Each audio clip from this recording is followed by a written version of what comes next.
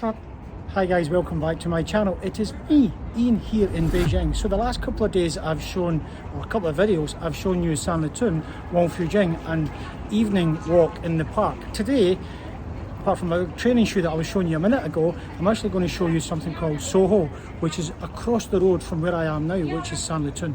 So I'm going to take you there now and you can see what Soho is like. And over there is Sanlitun, so we're going to go this direction. So we're going to head up over this walkover bridge here at the moment, but there is strong wind coming through. You may hear it on the phone. And I'll take some quick video content and then stick with me to the end of the video, because I'm going to give you some feedback and some insight into how things are moving here in Beijing as we head from the summer into the quick fast autumn and then heading in to what most likely will be a very cold winter.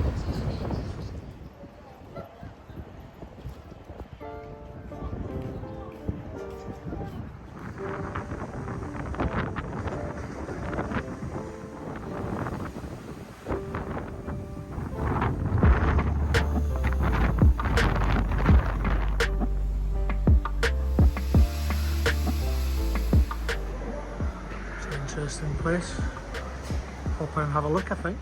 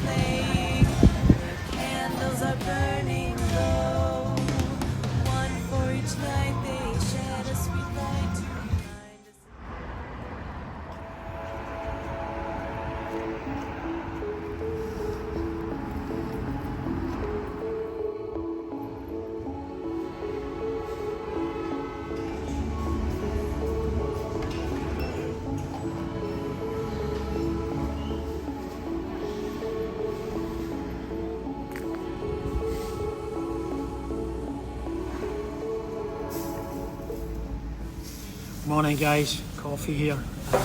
It's because it's 8 AM in the morning. We are just waking up after a storm last night in Beijing that has well and truly brought in the autumn. You can feel it in the air, shirt today. This week I have shared with you 4 different places in Beijing as the city winds down from an extremely hot summer and starts to move into the winter. I shared with you Sanlitun, Wangfujing, Tuanjiehu Park, and also in this video I've just shared some of Sanlitun Soho with you. People are generally in good spirits, but I can feel that there is some concern in the air. When I was walking around the shopping malls, they're not as busy as they used to be. I can see bars and restaurants that were vibrant and full of life that are now closed. And to be fair, things always close. The life cycle in here, places in Beijing, is quite quick. But some places that typically would open are not opening in the same frequency, so there's an imbalance. Costs are rising, and it is noticeable. It's not as eye-watering as what it is in the West, but here people are, I think, concerned now about the economy. I do believe the government here does have some skills and be able to pull different levers and maybe strengthen the economy and look after the people. And that's one of the things you have to understand about China.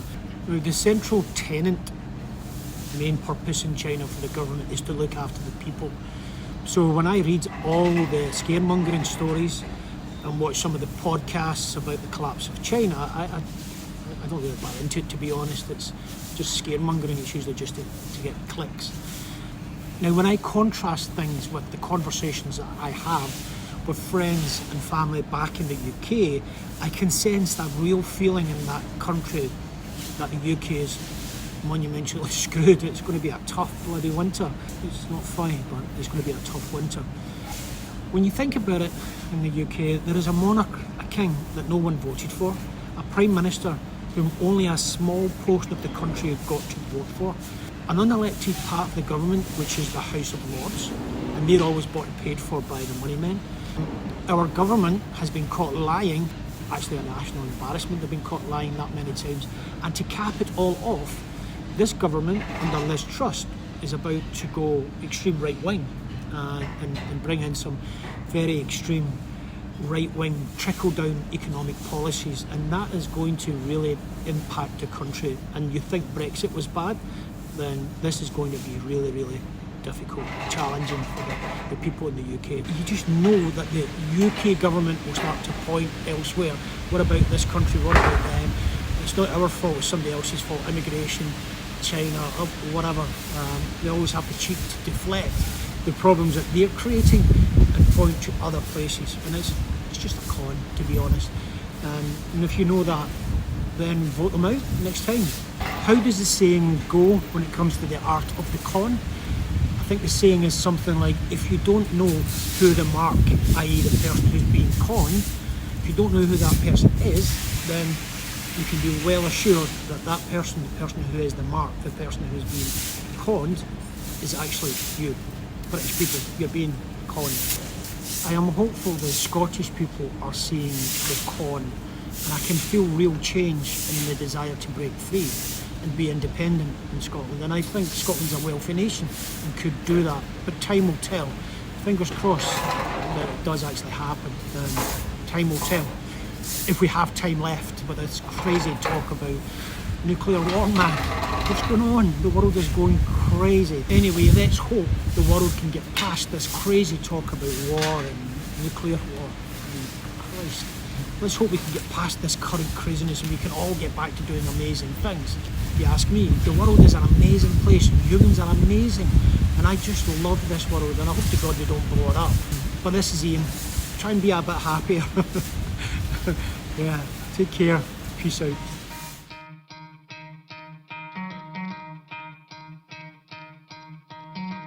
Try to play, but you're never gonna beat me. Look the other way, what I'm doing ain't easy. Bloody hands stained from the people who deceive me. Muddy hands break through the chains, go free me. Looking for change, looking for pain, pulling a mob, pushing a train.